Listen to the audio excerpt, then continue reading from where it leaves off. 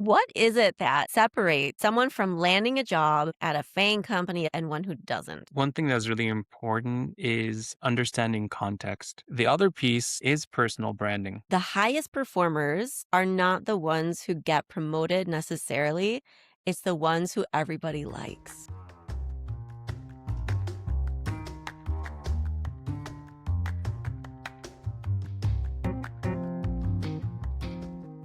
Hello, and welcome to another episode of Emily Talks Tech Jobs. Today, I am joined by Peretz Cohen, a technical program manager who's worked across companies like Google, Meta, and now Microsoft.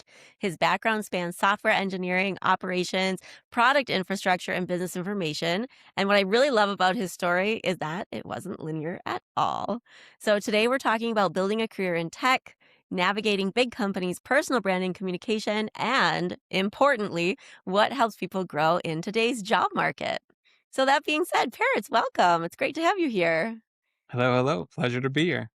And I have to say that Parrots, he took a little bit of convincing to get on the show because I don't know why actually did it take you convincing to get on the show? I think it's something we can talk about today. I think a lot of people in roles where they're doing a lot of execution, a lot of high impact work, they often don't have that mirror to see back what the impact of their work is, what that personal brand looks like. And that's part of the journey I've been going on. Absolutely. And I find that so relevant to like the work that I do with my job seekers because a lot of times you're putting it out there and I found you on LinkedIn, right? And I found your LinkedIn profile and I was super impressed.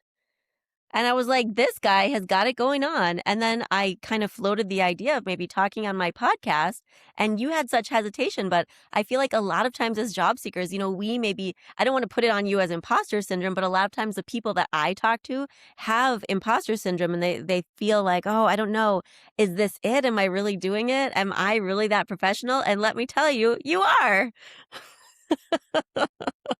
You got it going on, my friend.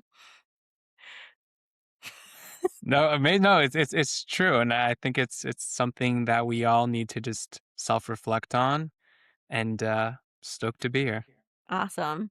All right. Well, that being said, I would like to start out by talking about, the progression that you've had in your career. You have a very impressive list of companies on your LinkedIn page. So I'm seeing here Google, Meta, Microsoft. So I'm wondering from an actual like industry insider, what is it that separates someone from landing a job at a FAANG company, a top tech company, and one who doesn't? Yeah, I think one thing that's really important is understanding context. I think when you're in smaller companies, you can afford to really niche down and focus in on your area. And I'm just a software engineer, or I'm just a designer. But in these larger companies, you really need to be able to talk about your work and be able to interface with other cross functional roles. The day to day, your role might be very narrow, four by four, don't move out of this space. But in order to do work that is effective to pass to that next team, you have to have a larger kind of set of contexts. The other piece, or really separates you, is personal branding. Being kind of unabashed about your accomplishments, about your ability to execute in these environments. It may seem kind of like shameless, but it is honestly the way to project the confidence you need to have those conversations and get into those rooms. Absolutely. And that makes me think of a study that I heard that showed that the highest performers are not the ones who get promoted necessarily. It's the ones who everybody likes. It's a really important factor. We forget that behind these brand names are rooms of people with the same dynamics we see in other areas of work and in life. And it's about really, can you build those relationships to get in the door? But then beyond that, can you build the relationships that allows you to progress your career? Absolutely. And do you feel comfortable telling us a little bit more about like how that is for you? Like, is that something that comes naturally to you? Or do you feel like that's like a skill that you've had to build over the course of your career? Yeah, I think some aspects of it are natural, but some of it, like any other skill, are practiced. I think it's understanding. I mean, there's people you gravitate towards, people you want to work with. The wisdom is learning. Maybe I can connect with someone who sees things very differently than me. And actually, a lot of some of my most fulfilling projects were ones with coworkers where at first I'm like, I'm not really aligned with them. I don't see where they're going. This is kind of a waste of my time. But over time, after connecting, I learned to appreciate their perspective and actually do a lot more than I could have done on my own and just kind of following the beat of my own drum. Right. Okay, amazing. So a little bit of both. Yeah. A little bit of nature, a little bit of nurture. Absolutely. I mean, if it doesn't come natural to you, then it's definitely a skill that needs to be built up. And I feel like it's a really, really important one when it comes to, not only like doing good work right now, but like also career progression, right? If you're putting good stuff down, then somebody's going to be picking it up. And if you're visible, even better. But Exactly. definitely like having that and being able to be that person that people want to be in the room with and is open to other opinions and other areas gonna just help you along the way. With the technical background that you have, you talk a little bit about, bridging technical infrastructure and business outcomes. So what does that actually look like on a day-to-day basis? Yeah. On a more micro level, it's understanding what does it take to operationalize a process, to deliver a new website from both vantage points. There's engineering goals and engineering North Stars in terms of the best clean design patterns to use and best practices. Then there's also kind of the business timelines or maybe some of the marketing and branding considerations. And so I think it's really important to balance both. There can be things that may seem infeasible on either end, but that's where you kind of add some of that creative thinking to see kind of where can you push the bounds on each side to really kind of ultimately deliver the outcome. And I think this is some of the complexity that kind of arises within technical program management because it really depends, where do you report to? Do you ladder up to the marketing function? Do you ladder up to the engineering function? And some of that changes how you execute. If you're part of an engineering team, both your allegiance and your kind of positioning should be more through that lens. And if you're on the marketing org, you kind of your view shifts as well. And this is both kind of practical in terms of growing your career and knowing who holds the keys to your career, but it's also an opportunity to view the same problem from different perspectives. Mhm. And would you mind telling us a little bit about, what that looks like for you specifically at Microsoft? What does that look like in your day-to-day? What projects are you working on? What teams are you interfacing with? Yeah, so I can't speak to current projects, but Okay, overall, sorry. that looks like, no, you're completely fine. That can be anything from, we have a marketing campaign. These are the creatives. How do we deliver them? This can be, we have X budget on Google Cloud. How do we cut this? This can be putting together a simple project plan for a team to get from point A to point B. And I think within being a technical program manager, there are aspects of the roles that are very maybe perceived as grunt work. But honestly, those are the breadcrumbs that build trust with stakeholders and allow you to take on these large kind of resume crowning pieces. Wonderful. And can you tell me a little bit more about that grunt work? What does that look like?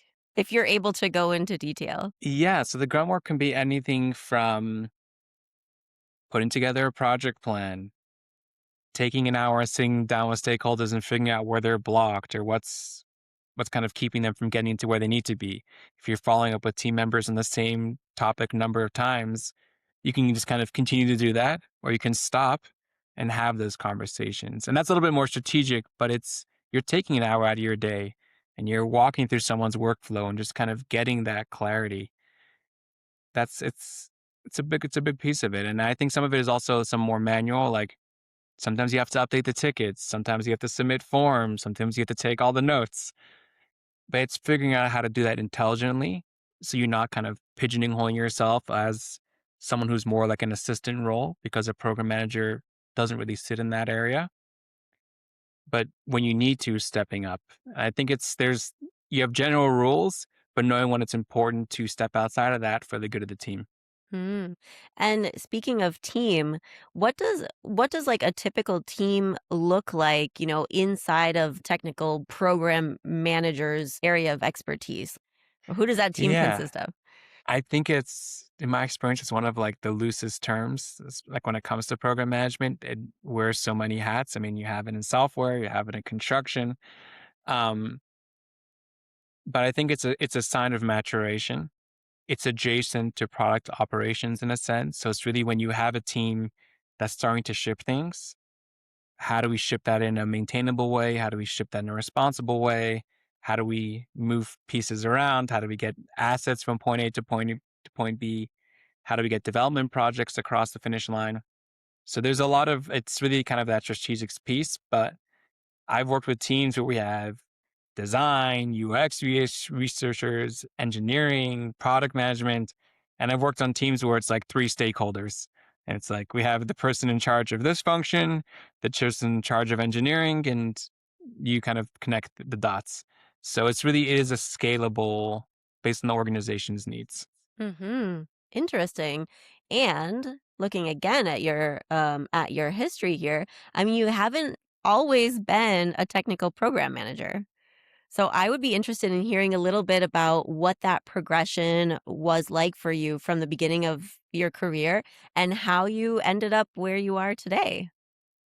Yeah. So I was always drawn to engineering. I used to go to a lot of meetups in my late teen years and early 20s and being around hacker spaces and building things. And when I started doing that professionally, I realized like while I enjoyed coding, I actually also enjoyed like the running of the business and seeing the tangible impact as well.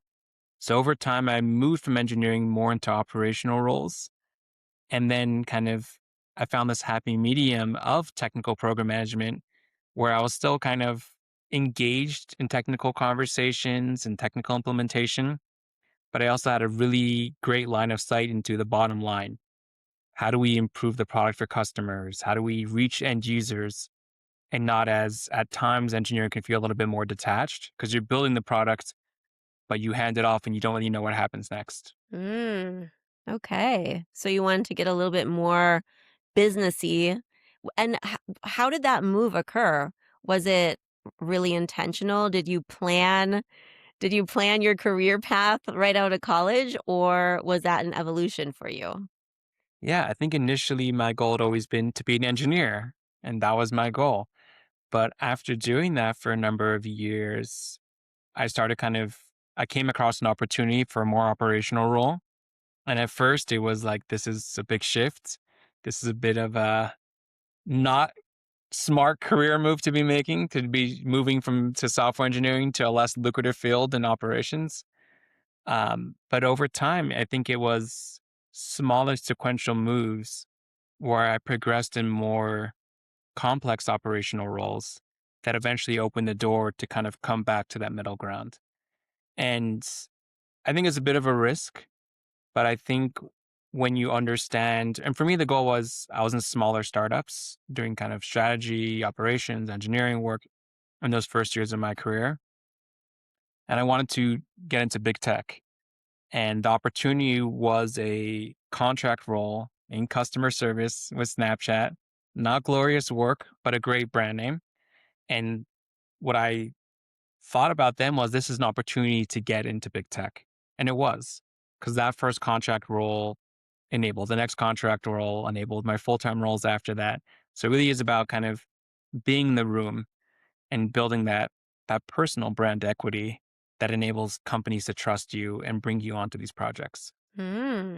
Interesting. Okay. And you talked a little bit about how, you started off like quite technical, right? You started off really on the technical side of things and then moved more into operations.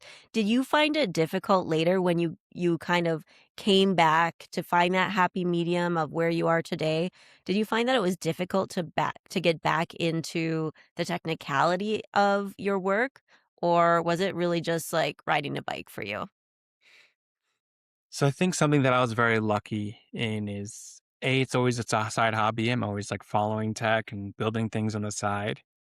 And even in my roles before I became a technical program manager, I was on teams and I would always ask and look like what are the skunk work projects? What are the side things that I can do? Like I have a couple of 2 hours after the end of my day, what can I do? And I would ask engineering teams, like, you have a backlog of these bugs. Can I help with them? And they were like, sure. Like, we don't have the time to do it. Like, knock yourself out. And that was a way for me to kind of to keep fresh and learn about other aspects of the team. I think it was like part of that theme of like, even though I was doing operational work, there was a part of me that's always was pulled there and was kind of a foreshadowing of what my role would morph into. Amazing. Yeah. I mean, more than intentionality, it's also like initiative, right? Just being that go-getter, not only like talking to people, but, taking on additional tasks. And I will say, I definitely want to caveat, like, it's having to do that multiple times because I would bring it up at first and they'd be like, we're okay. Like, just focus on your work. So it's knowing who to have the conversation with, when, like all the five W's, like when, what, why, and how. It's being persistent. And also understanding like what's the value in it for them. Like for me, like I want to grow my career. I want to work on fun things. But why should they take time out of their day to help connect you to that? So it's figuring out like what's pointing to a backlog, they're like, sure, please go do that. So it's aligning incentives. Yeah, and I feel like not only when it comes to, like, shifting from one trajectory, one vertical into another, but also if you're looking to, like, level up, right? Always just, like, taking on additional responsibilities, already trying to, function at that next level to demonstrate that you have the ability to do so. So that you can, get that promotion when review time comes around, is really, the way to approach it. So if there are, like, people out there listening who, are, wanting to move, do you have, like, any additional tips for them? So we've talked about, being visible, taking on, extra work. Is there any other insider tips that you have that you can share with us?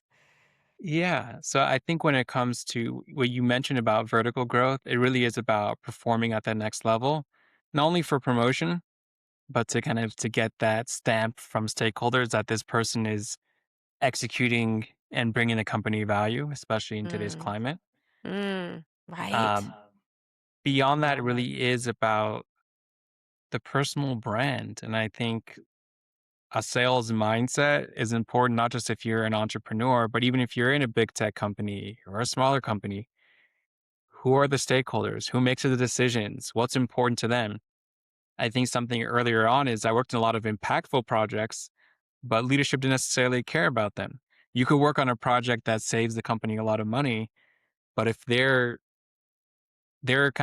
current obsession is the format of a logo on a specific page, you want to be aligned there. And part of it is contributing to the bottom line of the business, but part of it is contributing to the bottom line of executive leadership goals. And understanding the context. Like they may be obsessing over the logo because that's the edge that gives them a benefit over the competitors. So it's really understanding that. I think in progressing to other domains, it's having the conversations, watching videos, reading blogs, learning about that other area. You can get like training on the skills, but what's even more important is learning the soft skills of that domain. And that's what's helped me as a technical program manager is I understand the soft skills of engineering. I understand the soft skills of marketing. What are the goals? What are they saying? And what's behind what they're saying? So understanding the culture and climate of a role, not just what you're doing, is important to know if you'll be a good fit for it.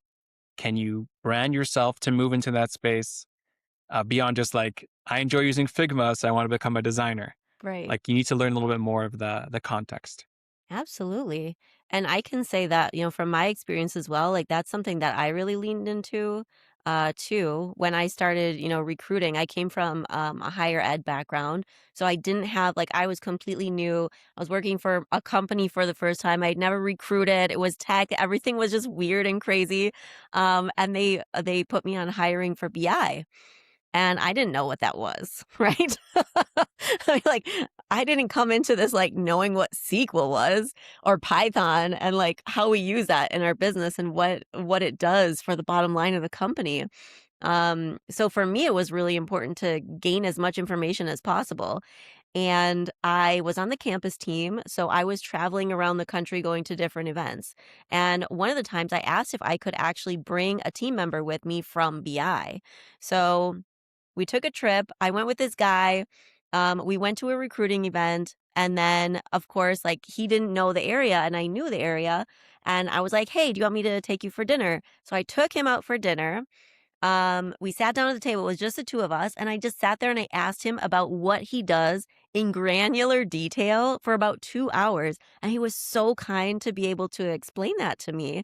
And, he was having a great time because I took him out, showed him, like, some, local place that he hadn't been before, and then I think also I didn't get feedback from him about that, but I think he really enjoyed, like, somebody, like, really wanting to learn and see him as an authority in the space. So I felt like it was almost like a compliment for him.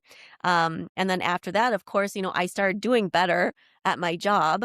So I think that he probably also really saw the consequence of that conversation is that he's getting a better result from that as well.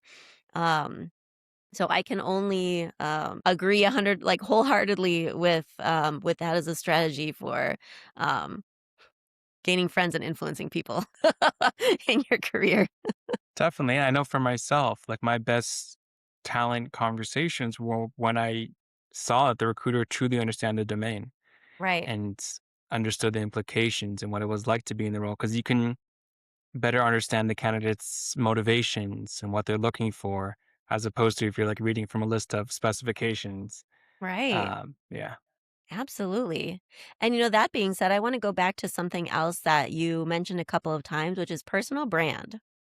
yeah, And it sounds to me like you're thinking of personal brand or you're portraying personal brand in context of who you are inside your company. So basically, the people who are sitting next to you, the people who are, down the hall in your company. But then when it's time to make a move, how have you been able to like leverage that personal brand from one company to the next? yeah. So I think there's two layers of it. I think there's like the general personal branding professionally, which is a separate subject, but specifically in the employment aspect. Mm, At first, it's a level of confidence in knowing yourself and your abilities. And then over time, it's almost like building a quilt. You have more pieces to your narrative. At first, it's like, hey, I did this at Snapchat. And it's like, hey, I did this at Snapchat and Google. And your narrative evolves. But the starting place for it is really understanding your competencies, both the hard and the soft skills, and being comfortable with presenting yourself, understanding like the basic thing is like reading the job description or understanding the industry, like from that initial conversation with the recruiter, getting really good at distilling your experience in a narrative in a conversational format. Because we all have like a billion things, like I worked on this project and that project. But if someone's like talking to you, it becomes incoherent and they can't really like place like how should I make them join my team? Like it doesn't make a lot of sense to them. So really distilling, focusing on one aspect. What do you want to be known for? And kind of doing that exercise to answer those questions helps you along in the interview stages. awesome. So doing the exercise to answer those questions. Yeah. And that it's having the right mental model helps you communicate the right details. All right. Mental model, very important. Also, like, what were like the concrete steps that you took in the preparations for those interviews or those chats that you were having with people at different companies? Yeah, I think a really important piece is to understand how to frame your experience as it maps to business objectives. There's a model that Google likes a lot, the STAR method of Yes. situation, task, action, result. For my Google interviews, I like practice a lot. I had like 10 star examples and make sure you don't reuse examples because all that feedback is noted. But that was part of the preparation I did. Beyond just talking about a personal brand and narrative, it's how do you brand situations? What was your role in it? I know sometimes people can be overly humble and like, I facilitated, like, no, own the piece of the impact you have, because that's another secret to getting promoted. If you say, I facilitated this high level initiative, people say, so why should I promote you? Like, you're a good facilitator, but can you actually lead a project? Can I trust you with the budget? Or will you need to lean on someone else? So, really understanding how you brand each situation and understanding the context of the interview also. Some will be more behavioral, some will be more technical or domain specific, and that changes how you arrive in those conversations. Mhm. Amazing. So, just like I like to tell, the people that I work with, practice makes better. So Indeed, I had a lot of practice interviews and they're not fun. I can't say I love them, but it taught me a lot and prepared me well. right, and, it's not fun, and it's better to have that one that's not fun or those 5 or 10 or 20 that aren't fun before you go into the room where it actually counts. Precisely. Right. Okay. Awesome. All right. So, that being said, you are a big tech insider. You know what I'm gonna ask next. Go for it. So I would love, and I know, a lot of times the people that I work with, they would love to break into big tech. It's not so much the people who have already landed there. It's like the people who see themselves and they have the skills, they know they have the talent. And it is just like it's a matter of, being in the right place at the right time, being able to present yourself well, and having the skills that are necessary for the job. You've told us a little bit about, what's important when it comes to landing the role. What about when you actually land there? Like, what is it like to work in big tech? And we don't necessarily need to name any names, if you don't want to. But we've heard things out there can be a little rough out there from what we hear out on the street. Yeah. So I think each company is unique in its culture. And I think there's a perception on the outside. And the culture really comes down to your local team, to your director, to your VP. You could be at a company that has a really harsh reputation, but amazing internal culture in that product area. So that's why it's really important to talk to people before you join, not just the hiring manager, but other people on the team who you'll be working with after the hiring manager is a level or two above the people you actually report to. So it's good to ask those questions and know that. Right. I think on one hand, when it comes to benefits and environment, like it's definitely very, very generous in that space. Yeah, for sure. I think what's difficult is you're working with a lot of very smart and talented people, and the ways of working. I think it's good to have clarity in what you want in your career. I think growing up, I always wanted to be in big tech, and I got my dream, as it were. And parts of it were really incredible. I worked on products with such big scale, worked with a lot of talented people. But there's a flip side to that. You're joining something that is humongous. So your personal level of impact becomes a lot smaller. And your ability to steer and direct your career can often come down to that personal branding aspect. And I know I'm personally someone who's driven by the output of my work and less on the narrative on it. So at times I did struggle with that. Over time, I'm starting to shift more to the branding aspects. So I think it's something good for the future. But I think it's important. Like, why do you want to work in big tech? Do you want just the brand name? Do you want to have those great free lunches? Even though a lot of big tech that's going away as well. A lot of big tech Right. companies, people pay for the lunches now. Um, or do you want to do something tremendous and big? And in a time of AI, the opportunity to do that is all over the place. And there's like lower level kind of companies. I mean, you can go take a look at some of the tech ETFs. You can see there's like the big brand name companies and other companies that have a lot of market share, but aren't in everyone's conversations. And you can still have the benefit of a great tech environment, forward thinking, great benefits without the being the place that everyone else is trying to get into.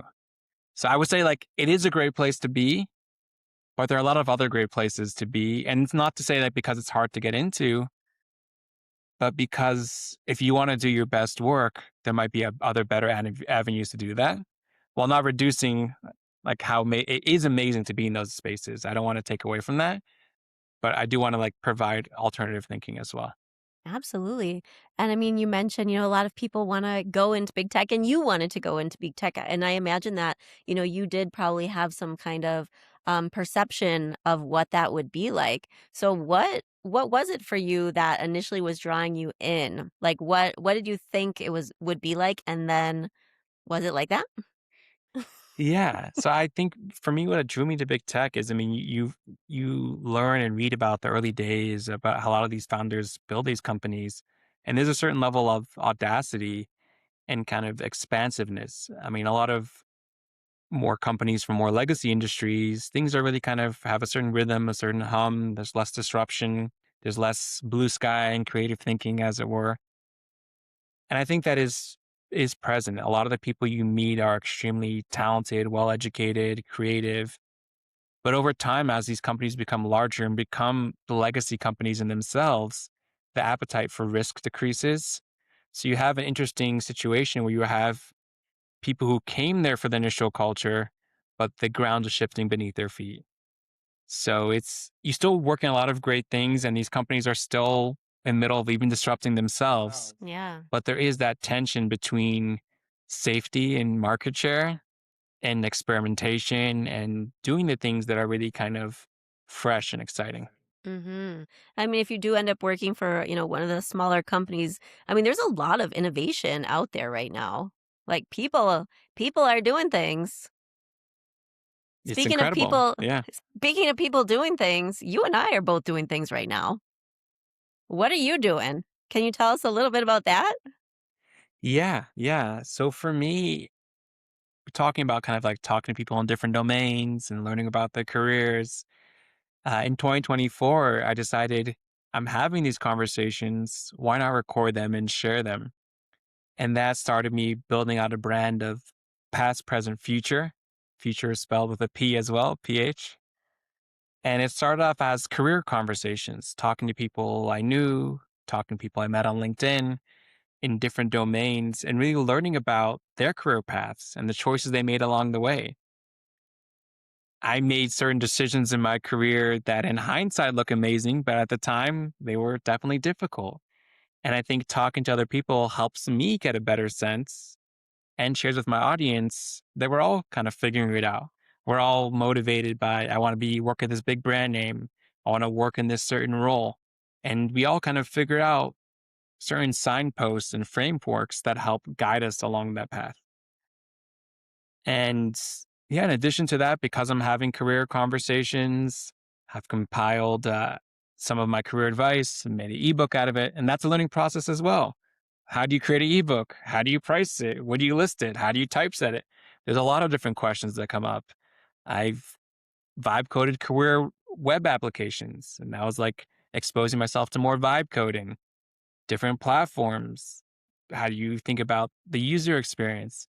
So for me, it really is both an opportunity to build a personal brand around having these conversations and also learn a lot in the process. So overall, it's been a very positive experience, and also adding that layer for me overall of learning how to brand myself, how to show up online.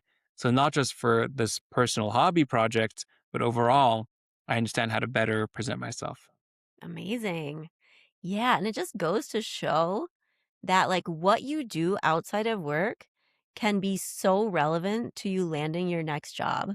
And I love the fact that you're mentioning vibe coding right now. You're a highly technical person who's vibe coding their web apps. This is really cool. And there are so many people out there who are, they're leaning into vibe coding, they're working on their own projects. Yesterday I had two conversations where people who had vibe coded really cool tools that, they didn't market on a large scale. They didn't get a lot of sales, if any at all. And they just say something like, "Oh, yeah, I don't know if this is relevant to my job." But I mean, everyone is swimming in the sea of AI right now.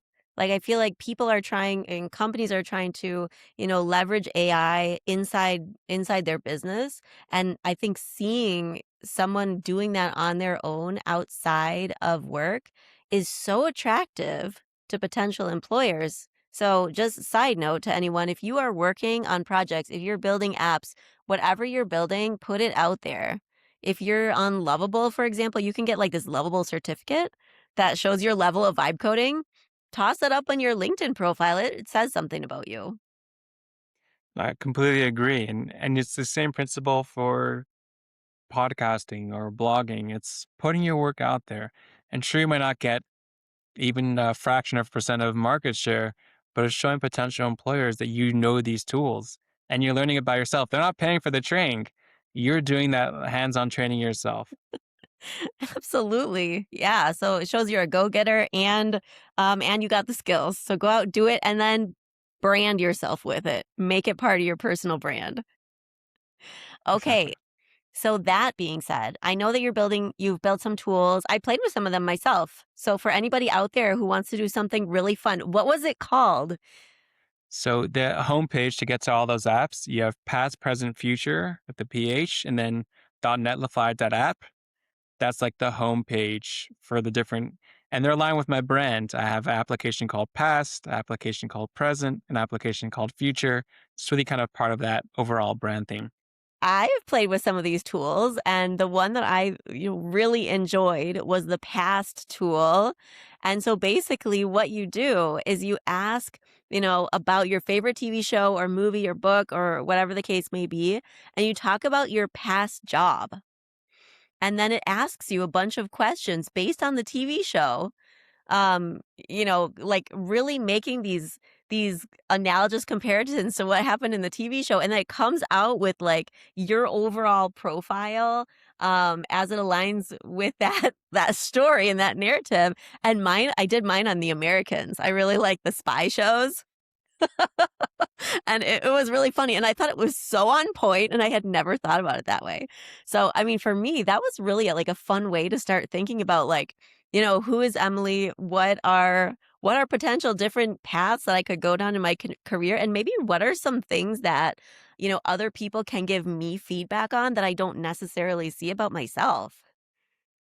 Yeah, definitely. I think it's what I've learned from my conversations, and overall, it's not a linear path, and it's you need to get inspiration from different areas. And the past game is BuzzFeed inspired, and kind of all the quizzes that they had, but it's kind of like creating a mood board. What is your theme? What is your north star? And the more you get clarity on what you actually want out of your career and in your life, the better you're able to tactically set. Okay, I want to target these companies. I need to do this interview preparation. I need to take this course. When you don't know what you want, you end up spending and spinning your wheels a lot. Right. I have one last question for you. Have you ever seen anybody like faceplant with AI in their interview or in the hiring process? Just watching social media clips, and there's tricks people do, but I'll let people watch those videos themselves. Right. Awesome. Yeah. To everybody out there, the hacks aren't necessarily hacks, friends. Use them with caution. And I think ultimately at the end of the day, like AI can help you get information, but when it comes to connecting with someone, sort of like using a tool like Clay to do competitive research, it really comes down to like you can AI your way to like feigning competence, but in terms of the dynamics, maybe there are some great AI tools that can help you, but like knowing how to interact, how to kind of match the rhythm of conversation, those are the soft skills that you can't really fake yet. Right. Absolutely. Practice makes better, folks, in all aspects. Okay. That being said, we are coming to the end of our time. And I have a favorite question that I like to ask everyone at the end of our chat. And that is Peretz Cohen. Do you have a hot take? Yeah. My hot take is I think the idea of completely investing in one career title or seeing yourself in a certain lens was never really useful. But with AI, that process has been accelerated. And what I mean by that is even if let's say you're a designer, you're an engineer, or you're a researcher, learn about other domains. That helps you get promoted because you understand what other teams are working towards. Like you can kind of maybe take a step back and not do everything in a way that like accelerates your local team's goals, but helps out the engineering team a little bit. You start to understand other teams and other domains. And it also kind of prepares you if you need to switch domains, if you need to switch lanes, you're prepared and you're not coming to it completely cold. And when I meet, in addition to that, I think it's also don't overly rely on other teams to pick up your slack, as it were. Like, understand that even in big corporate environments, if you're someone who's completely accountable for their work, even not just the core work, but how that impacts other teams, you get a lot further in the short term and in the long term. Okay. Well, those are words to live by. Thank you so much for that. I really appreciate it. And I hope that everybody who's listening to this really takes that to heart. And I find them comforting as well because you can have fear AI is disrupting everything, or no, AI is unlocking opportunity, and I can kind of proceed beyond the bounds of this kind of swim lane. Absolutely. Okay, wonderful. Thank you so much for sharing that with us and for taking your time to be here with us overall today. If you enjoyed, listening to parrots and you're wanting to have some more of parrots on a daily, weekly basis, he also has a podcast and other ways that you can connect with him. So, parrots, would you mind just sharing with us, how people can find you? So the best way to find me, if you want the table of contents of all my online links, is go to beacons.ai/parrots, my first name, and the word links, like web links, and you'll have the podcasts, the web applications, everything is there. Awesome. All right. And we'll definitely be linking that down in the comments below as well. So, once again, thank you so much for being here with us today. I really, really appreciate it. And I wish you all the best in your current and future endeavors. Thank you so much, and thank you for convincing me to come on. You're welcome. Hopefully, we can do it again sometime. Sounds great. All right. Thanks, everybody. Bye.